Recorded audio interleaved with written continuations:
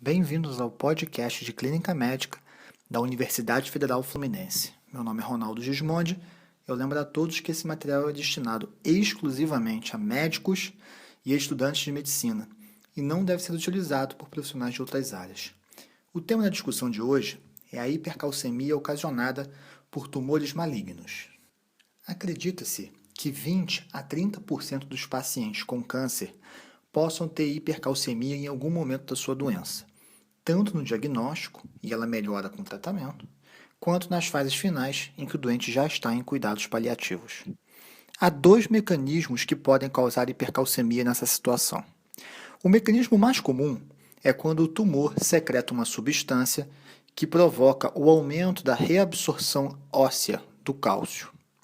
Nesse caso, a substância mais comum é uma proteína relacionada ao paratormônio, chamado de PTHRP. Vários tipos de tumores podem ocasionar isso, sendo mais comuns os de células escamosas, nas suas várias localizações, o de pulmão e os tumores hematológicos. Também é possível que os tumores malignos secretem o próprio PTH, ocasionando um hiperparatireoidismo, quanto à forma ativa da vitamina D. Nesse caso, costuma ser muito comum nas situações de alguns tumores hematológicos, como o linfoma de célula T do adulto, relacionado com a infecção pelo HTLV1. Então, a hipercalcemia ocasionada por substâncias secretadas pelos tumores é a forma mais comum. Mas a gente também pode ter hipercalcemia por um outro mecanismo, que é a metástase óssea. As metástases para pulmão, fígado e osso são os locais mais comuns. No osso, além da hipercalcemia, elas podem ocasionar dor e fraturas patológicas. Essas metástases podem ser osteolíticas, que são muito mais comuns, como também osteoblásticas. Os tumores mais comuns na população, mama, próstata e pulmão, caracteristicamente dão esse tipo de metástase. Então, a hipercalcemia dos tumores malignos pode ser por uma substância secretada pelo tumor ou pela invasão pela metástase para os ossos.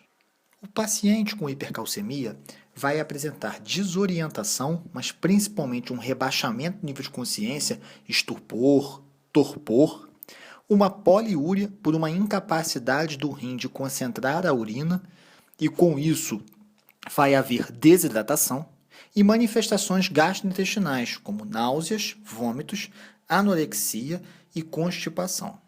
Também podem haver arritmias cardíacas, algumas das quais fatais. A arritmia clássica, ela ocorre por encurtamento do intervalo QT, mas várias formas de arritmia podem ocorrer. Existe uma relação entre o nível sérico do cálcio total e as manifestações clínicas. O nível sérico é considerado levemente aumentado, quando está entre 10,5 e 11,9. Nesses casos, o paciente pode ser até mesmo assintomático. Quando o nível sérico de cálcio total está entre 12,0 e 13,9, a hipercalcemia é considerada moderada. E se está em 14 ou mais, ela é grave, e aí as manifestações tendem a ser mais comuns e mais intensas. O cálcio ele pode ser dosado como cálcio total, em que você soma a fração livre e aquela ligada à albumina, como também na sua forma ionizada. O cálcio total depende da albumina, justamente porque parte dele circula ligada às proteínas.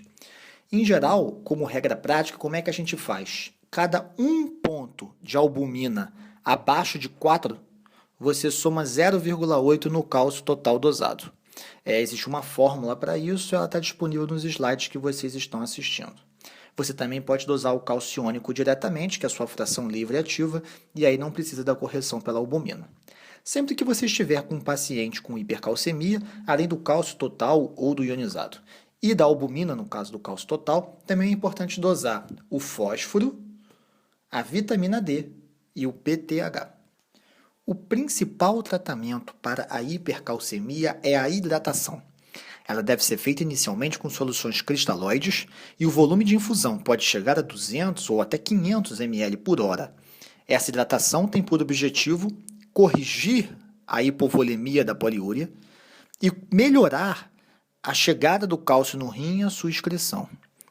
A hidratação é a que vai ter resposta mais imediata e por isso é a primeira etapa no tratamento. Se mesmo com um paciente hidratado você não tiver hipercalcemia, você pode usar um diurético. Nesse caso, tem que ser um diurético de alça, a furosemida, por via venosa, porque ela promove calciúria, a excreção do cálcio pela urina. Os diuréticos tiazídicos são contraindicados porque eles, na verdade, causam retenção do cálcio. Então, o diurético da hipercalcemia é a furosemida. Além da hidratação e do diurético, a outra modalidade de tratamento é o uso do bisfosfonato. Nesse caso, o bifosfonato tem que ser usado venoso em dose alta. Por isso, os mais utilizados são o pamidronato e o ácido zolendrônico. Eles levam em média 48 horas para começar a apresentar os seus efeitos iniciais e, em geral, ao final de uma semana, você já costuma ter um bom controle. Se não tiver, você pode repetir a dose periodicamente de modo a obter o controle desejado. Além da hidratação e do bifosfonato, que são os dois principais mecanismos, você também tem a opção dos glicocorticoides. O corticoide, na dose de prednisona 1mg/kg, a gente utiliza mais quando a causa da hipercalcemia é um tumor hematológico e principalmente quando o mecanismo envolve o excesso de vitamina D. Portanto, o glicocorticoide não é aplicável a qualquer hipercalcemia por tumor maligno.